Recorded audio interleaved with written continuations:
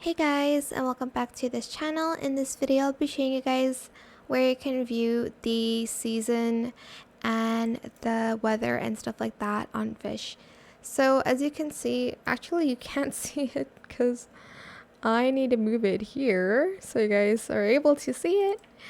So as you can see, you'll be able to see the weather as well as the season on the bottom right corner of your screen.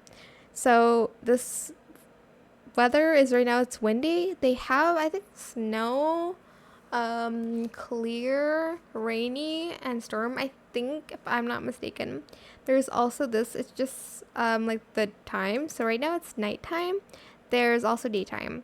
And then this one, it's summer. They obviously have spring, autumn, and winter.